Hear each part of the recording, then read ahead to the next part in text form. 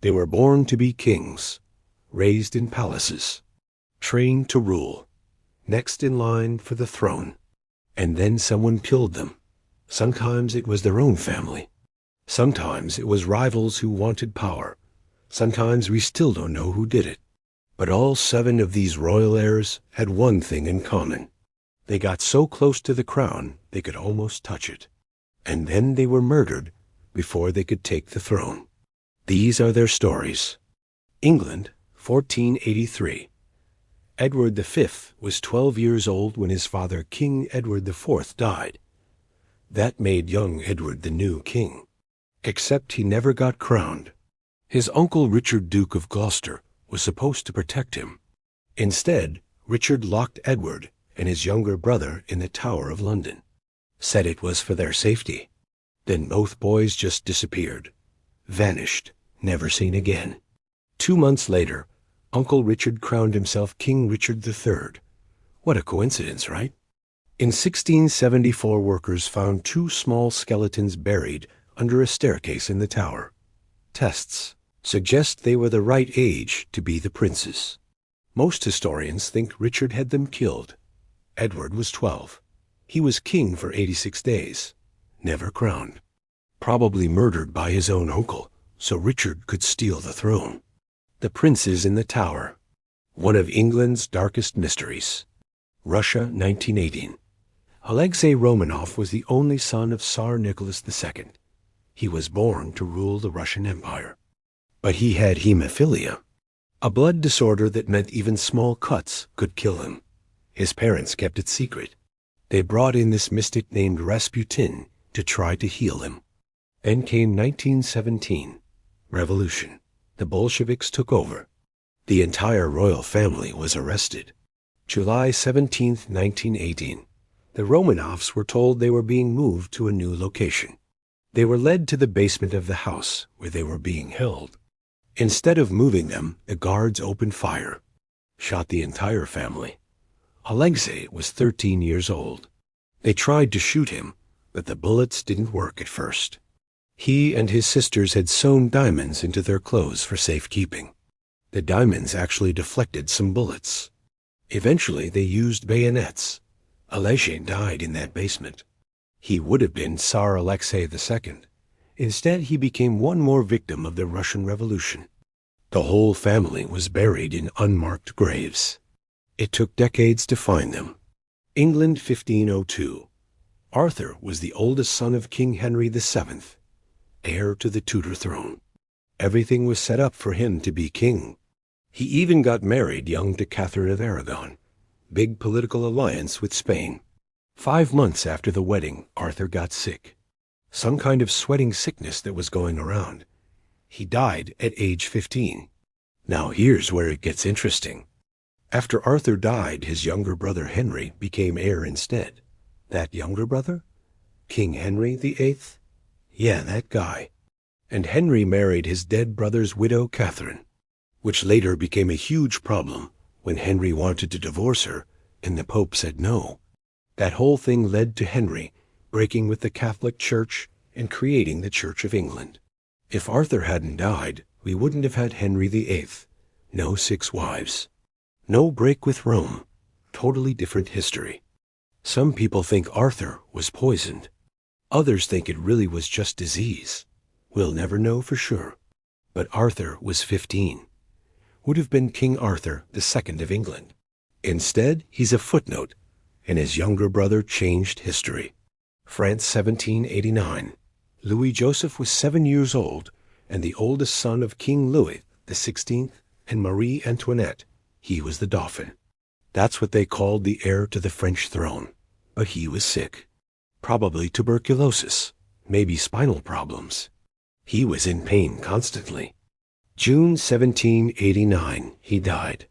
Just before the French Revolution really kicked off. His younger brother Louis Charles became the new Dauphin. Then the revolution happened. King Louis XVI was executed. Marie Antoinette was executed. Little Louis Charles was locked in prison at age 8. Declared King Louis XVII by royalists, but he never actually ruled. He died in prison at age 10. probably from tuberculosis and abuse. So Louis Joseph died before he could be king. His younger brother technically became king, but was murdered in prison. 2 heirs, both dead before they could rule, both children. The French Revolution didn't just kill the king and queen. It killed the next generation too. Korea 1762. Sado was the crown prince. Son of King Yeongjo, should have been the next king. But Sado had problems. Mental illness maybe. Violent episodes. His father thought he was unfit to rule. Here's what his father did. King Yeongjo ordered Sado to get into a large wooden rice chest. Then he locked it and left him there. In the summer heat, with no food or water. Sado died after 8 days locked in that chest. Killed by his own father. Why? King Yeongjo thought his son was too unstable. Thought Korea needed a different heir. So he murdered his own son and made Sado's son the new crown prince instead. Sado was 27. He was crown prince for 21 years. Never made it to king. Killed by his own father in one of the most brutal ways imaginable. His son eventually did become king. King Jeongjo. And Jeongjo spent years trying to restore his father's reputation. Okay, this one's a bit different. Rome had a lot of murdered heirs. But let's talk about one who almost made it. Diadumenian, son of Emperor Macrinus. Made co-emperor at age 9 in 218 AD. He was emperor for 14 months alongside his father. Then the army turned on them. Both Diadumenian and his father were hunted down and killed. Diadumenian was beheaded at age 10. Why? Because someone else wanted power. A teenager named Elagabalus convinced the army he was the real heir. They killed Diadumenian and put Elagabalus on the throne instead. Plot twist? Elagabalus was murdered 4 years later at age 18.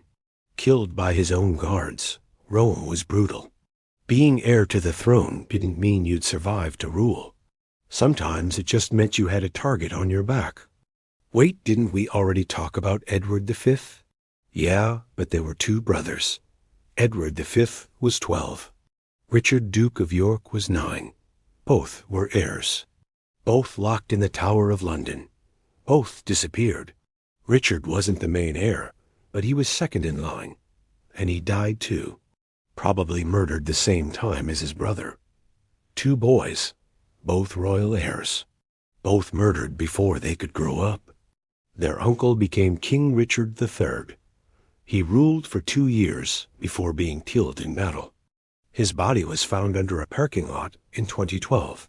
But those boys? They were children. They trusted their uncle. And he probably had them killed to take their throne. The skeletons found in 1674 were given a royal burial finally. But we still don't know for absolute certain what happened to them. Most likely murdered. Definitely gone. And their uncle got what he wanted. 7 royal heirs. 7 people who should have been kings. Some were murdered by family. Some by rivals. Some by revolutionaries who wanted to end monarchy altogether. But they all had one thing in common. They got so close to the throne, raised to rule, prepared for power. And then someone decided they were more useful dead. Being a royal heir wasn't just about luxury and palaces. Sometimes it was the most dangerous job in the world. Because when there's a crown worth fighting for, someone's always willing to kill for it. Which story hit you hardest? The Little Princes in the Tower? The Russian boy with diamonds sewn in his clothes? Let me know in the comments. And if you're into dark royal history and the stories they don't teach in school, subscribe. Because there's plenty more where this came from. See you in the next one.